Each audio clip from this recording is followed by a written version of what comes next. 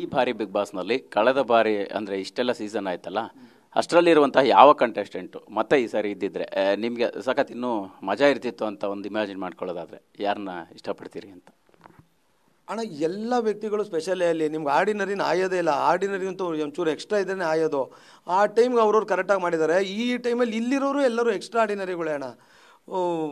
ಮಾಮೂಲಿ ಅವ್ರು ಯಾರೂ ಇಲ್ಲ. ಇವಾಗ ಏನು ಸೆಟ್ ಮಾಡಿದರೆ ತುಂಬ ಚೆನ್ನಾಗಿದೆ. ಯಾಕಂದರೆ ಇವರು ವರ್ಷಗಟ್ಟಲೆ ಟೀಮ್ನ ಕೂತ್ಕೊಂಡು ಇವ್ರನ್ನ ಅಂತ ಎತ್ಕೋತಾರೆ.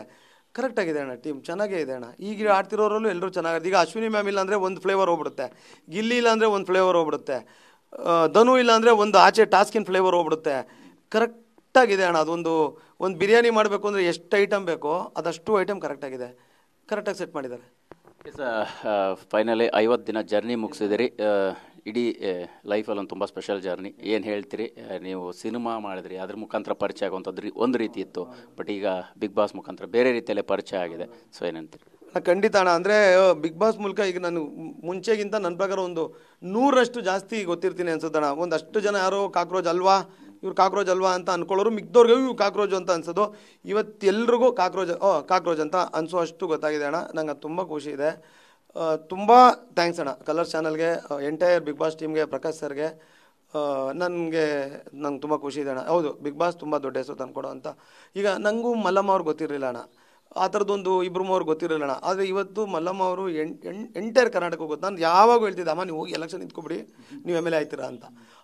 ಹಾಗಾಗಿ ಒಂದಷ್ಟು ಜನಕ್ಕೆ ಬದುಕು ಕಟ್ಕೊಡುತ್ತೆ ಅಣ್ಣ. ನಿಮಗೆ ಗೊತ್ತು, ಎಷ್ಟೋ ಜನದ ಲೈಫ್ಗಳು ತುಂಬ ಚೆನ್ನಾಗಾಗಿ ಇವತ್ತು ಒಂದು ಟೂ ವೀಲರಲ್ಲಿ ಬಂದವರು, ಕ್ಯಾಬಲ್ಲಿ ಬಂದವರು, ತುಂಬ ಕಾಸ್ಟ್ಲಿ ಕಾರ್ಗಳು ತೊಗೊಂಡು ಓಡಾಡ್ತಿದ್ದಾರೆ ಬಿಗ್ ಬಾಸಿಂದ. ಅಂದರೆ ಅಲ್ಲಿ ಆಚೆ ಬಂದಮೇಲೂ ಅದರಿಂದ ಅಷ್ಟು ದುಡಿಮೆ ಆಗುತ್ತೆ. ಅಲ್ಲಿದ್ದಾಗಲೂ ಆ ಬಂದವ್ರಿಗೆ ತುಂಬ ಒಳ್ಳೆ ಸಂಭಾವನೆಗಳು ಕೊಡ್ತಾರಣ್ಣ ಅವ್ರು ಇದಕ್ಕೆ ತಕ್ಕಂಗೆ. ಯಾಕಂದರೆ ಕಷ್ಟ ಬಿದ್ದಾವೆ ರಾತ್ರಿ ಬೆಳಗ್ಗೆ ಹುಡುಗರು, ಹೆಣ್ಮಕ್ಳು ಅಂತ ದುಡ್ಡು ಕೊಟ್ಟು ಇಷ್ಟು ದೊಡ್ಡ ಹೆಸರು ಕೊಡೋ ಅಂತ ಒಂದು ತುಂಬ ದೊಡ್ಡ ಪ್ರೋಗ್ರಾಮ್ ಅಣ್ಣ ಬಿಗ್ ಬಾಸ್. ನನಗಿದು ಮುಂಚೆಯಿಂದನೂ ಇಷ್ಟ ಆಯಿತು, ಬಟ್ ಆಚೆ ಅವ್ರು ಹೇಳ್ಬೇಡ ಅಂದಿದ್ದ ಕಾರಣಕ್ಕೆ ಮುಂಚೆ ಎಲ್ಲ ಇಂಟರ್ವ್ಯೂಲು ಉಲ್ಟಾ ಹೇಳ್ತಿದ್ದೆ. ನಾನು ಈ ಬಾರಿ ಬಿಗ್ ಬಾಸ್ನಲ್ಲಿ ಕಳೆದ ಬಾರಿ ಅಂದರೆ ಇಷ್ಟೆಲ್ಲ ಸೀಸನ್ ಆಯ್ತಲ್ಲ, ಅಷ್ಟರಲ್ಲಿರುವಂತಹ ಯಾವ ಕಂಟೆಸ್ಟೆಂಟು ಮತ್ತೆ ಈ ಸಾರಿ ಇದ್ದಿದ್ರೆ ನಿಮಗೆ ಸಖತ್ ಇನ್ನೂ ಮಜಾ ಇರ್ತಿತ್ತು ಅಂತ ಒಂದು ಇಮ್ಯಾಜಿನ್ ಮಾಡ್ಕೊಳ್ಳೋದಾದರೆ ಯಾರನ್ನ ಇಷ್ಟಪಡ್ತೀರಿ ಅಂತ? ಅಣ್ಣ, ಎಲ್ಲ ವ್ಯಕ್ತಿಗಳು ಸ್ಪೆಷಲ್ ಅಲ್ಲಿ ನಿಮ್ಗೆ ಆರ್ಡಿನರಿನ ಆಯೋದೇ ಇಲ್ಲ. ಆರ್ಡಿನರಿ ಅಂತೂ ಒಂಚೂರು ಎಕ್ಸ್ಟ್ರಾ ಇದ್ರೇ ಆಯೋದು. ಆ ಟೈಮ್ಗೆ ಅವ್ರವ್ರು ಕರೆಕ್ಟಾಗಿ ಮಾಡಿದ್ದಾರೆ. ಈ ಟೈಮಲ್ಲಿ ಇಲ್ಲಿರೋರು ಎಲ್ಲರೂ ಎಕ್ಸ್ಟ್ರಾ ಆರ್ಡಿನರಿಗಳೇ ಅಣ್ಣ. ಮಾಮೂಲಿ ಅವ್ರು ಯಾರೂ ಇಲ್ಲ. ಇವಾಗ ಏನು ಸೆಟ್ ಮಾಡಿದರೆ ತುಂಬ ಚೆನ್ನಾಗಿದೆ. ಯಾಕಂದರೆ ಇವರು ವರ್ಷಗಟ್ಟಲೆ ಟೀಮ್ನ ಕೂತ್ಕೊಂಡು ಇವ್ರನ್ನ ಅಂತ ಎತ್ಕೋತಾರೆ. ಕರೆಕ್ಟಾಗಿದೆ ಅಣ್ಣ, ಟೀಮ್ ಚೆನ್ನಾಗೇ ಇದೆ ಅಣ್ಣ. ಈಗ ಆಡ್ತಿರೋರಲ್ಲೂ ಎಲ್ಲರೂ ಚೆನ್ನಾಗಿದೆ. ಈಗ ಅಶ್ವಿನಿ ಮ್ಯಾಮ್ ಇಲ್ಲ ಅಂದರೆ ಒಂದು ಫ್ಲೇವರ್ ಹೋಗ್ಬಿಡುತ್ತೆ, ಗಿಲ್ಲಿ ಇಲ್ಲ ಅಂದರೆ ಒಂದು ಫ್ಲೇವರ್ ಹೋಗ್ಬಿಡುತ್ತೆ, ಧನು ಇಲ್ಲ ಅಂದರೆ ಒಂದು ಆಚೆ ಟಾಸ್ಕಿನ ಫ್ಲೇವರ್ ಹೋಗ್ಬಿಡುತ್ತೆ.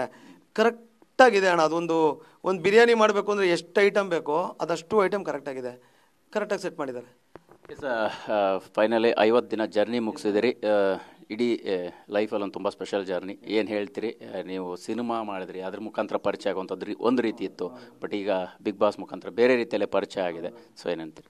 ಖಂಡಿತ ಅಣ್ಣ. ಅಂದರೆ ಬಿಗ್ ಬಾಸ್ ಮೂಲಕ ಈಗ ನಾನು ಮುಂಚೆಗಿಂತ ನನ್ನ ಪ್ರಕಾರ ಒಂದು 100ರಷ್ಟು ಜಾಸ್ತಿ ಗೊತ್ತಿರ್ತೀನಿ ಅನ್ಸುತ್ತಣ್ಣ. ಒಂದಷ್ಟು ಜನ ಯಾರೋ ಕಾಕ್ರೋಚ್ ಅಲ್ವಾ, ಇವ್ರು ಕಾಕ್ರೋಚ್ ಅಲ್ವಾ ಅಂತ ಅನ್ಕೊಳ್ಳೋರು, ಮಿಕ್ದವ್ರಿಗೆ ಇವ್ರು ಕಾಕ್ರೋಚ್ ಅಂತ ಅನ್ಸೋದು.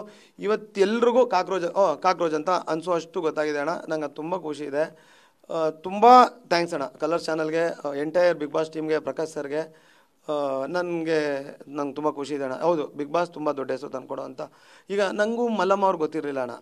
ಆ ಥರದ್ದೊಂದು ಇಬ್ಬರು ಅವ್ರು ಗೊತ್ತಿರಲಿಲ್ಲ ಅಣ್ಣ. ಆದರೆ ಇವತ್ತು ಮಲ್ಲಮ್ಮ ಅವರು ಎಂಟೈರ್ ಕರ್ನಾಟಕ ಗೊತ್ತು. ನಾನು ಯಾವಾಗೂ ಹೇಳ್ತಿದ್ದೆ, ಅಮ್ಮ ನೀವು ಹೋಗಿ ಎಲೆಕ್ಷನ್ ನಿಂತ್ಕೊಬಿಡಿ, ನೀವು ಎಮ್ ಎಲ್ ಎ ಆಯ್ತೀರಾ ಅಂತ. ಹಾಗಾಗಿ ಒಂದಷ್ಟು ಜನಕ್ಕೆ ಬದುಕು ಕಟ್ಕೊಡುತ್ತೆ ಅಣ್ಣ. ನಿಮಗೆ ಗೊತ್ತು, ಎಷ್ಟೋ ಜನದ ಲೈಫ್ಗಳು ತುಂಬ ಚೆನ್ನಾಗಾಗಿ ಇವತ್ತು ಒಂದು ಟೂ ವೀಲರಲ್ಲಿ ಬಂದವರು, ಕ್ಯಾಬಲ್ಲಿ ಬಂದವರು, ತುಂಬ ಕಾಸ್ಟ್ಲಿ ಕಾರ್ಗಳು ತೊಗೊಂಡು ಓಡಾಡ್ತಿದ್ದಾರೆ ಬಿಗ್ ಬಾಸಿಂದ. ಅಂದರೆ ಅಲ್ಲಿ ಆಚೆ ಬಂದಮೇಲೂ ಅದರಿಂದ ಅಷ್ಟು ದುಡಿಮೆ ಆಗುತ್ತೆ. ಅಲ್ಲಿದ್ದಾಗಲೂ ಆ ಬಂದವ್ರಿಗೆ ತುಂಬ ಒಳ್ಳೆ ಸಂಭಾವನೆಗಳು ಕೊಡ್ತಾರಣ್ಣ ಅವ್ರು ಇದಕ್ಕೆ ತಕ್ಕಂಗೆ. ಯಾಕಂದರೆ ಕಷ್ಟ ಬಿದ್ದಾವೆ ರಾತ್ರಿ ಬೆಳಗ್ಗೆ ಹುಡುಗರು, ಹೆಣ್ಮಕ್ಳು ಅಂತ ದುಡ್ಡು ಕೊಟ್ಟು ಇಷ್ಟು ದೊಡ್ಡ ಹೆಸರು ಕೊಡೋ ಅಂತ ಒಂದು ತುಂಬ ದೊಡ್ಡ ಪ್ರೋಗ್ರಾಮ್ ಅಣ್ಣ ಬಿಗ್ ಬಾಸ್. ನನಗಿದು ಮುಂಚೆಯಿಂದನೂ ಇಷ್ಟ ಆಯಿತು, ಬಟ್ ಆಚೆ ಅವ್ರು ಹೇಳ್ಬೇಡ ಅಂದಿದ್ದ ಕಾರಣಕ್ಕೆ ಮುಂಚೆ ಎಲ್ಲ ಇಂಟರ್ವ್ಯೂಲು ಉಲ್ಟಾ ಹೇಳ್ತಿದ್ದೆ.